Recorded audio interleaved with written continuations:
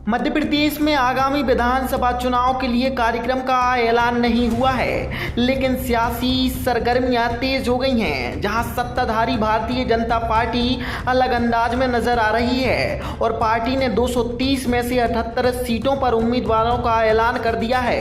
वहीं कर्नाटक मॉडल पर चुनाव लड़ने की बात करने वाली कांग्रेस टिकट बंटवारे की रेस में पिछड़ती नजर आ रही है। इन सब के बीच शिवराज की उम्मीदवारी का ऐलान नहीं किए जाने को लेकर ये चर्चा भी तेज हो गई है कि क्या भाजपा के सत्ता में वापस लौटने पर फिर से सूबे की सत्ता के शीर्ष पर मामा की ताजापोशी होगी। मध्य प्रदेश की जो सियासी तस्वीर सामने आ रही है उसके हिसाब से सूबे की सत्ता में भाजपा की वापसी से अधिक शिवराज की ताजपोशी की राह में रोड़े नजर आ रहे हैं। शिवराज सरकार के नाम और काम की जगह मोदी सरकार के काम की चर्चा।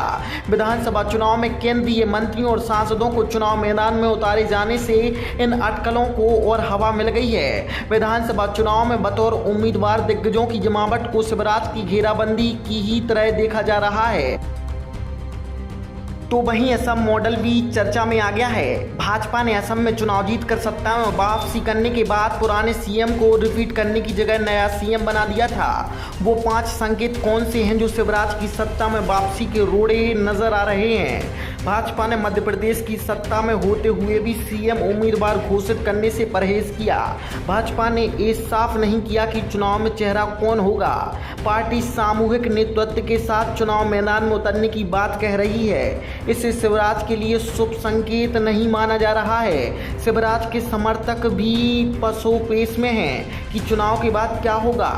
शिवराज सिंह चौहान का ट्रेडमार्क रही है जन आशीर्वाद यात्रा। शिवराज हर साल चुनाव से पहले अधिक से अधिक विधानसभा क्षेत्रों तक पहुंचने के लिए जन आशीर्वाद यात्रा निकालते रहे हैं। हर बार ये यात्रा जुलाई अगस्त के महीने में शुरू हो जाती थी और चुनाव कार्यक्रम का ऐलान होने तक 100 या 100 से अधिक विधानसभा सीटों को कवर कर चुकी होती थी। लेकिन इस बार ऐसा नहीं हुआ। जन आशीर्वाद यात्रा बहुत देर से निकली। ये यात्रा संपन्न भी हो चुकी है, लेकिन खास ये रहा कि एक नहीं 5 यात्राएं निकली। हालांकि शिवराज के लिए तय जरूर किया गया था कि वह हर रोज आधे दिन एक यात्रा में शामिल होंगे।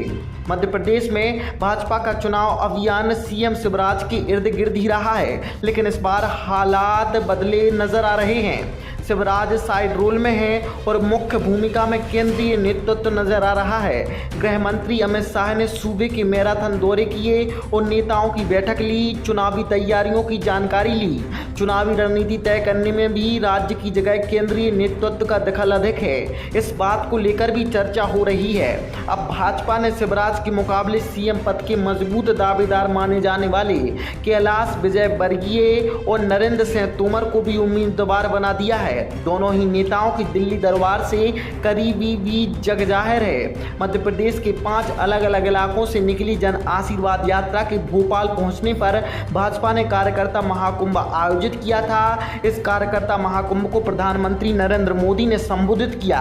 पीएम मोदी ने अपने पूरे संबोधन में ना तो शिवराज का नाम लिया और ना ही शिवराज सरकार की किसी योजना का।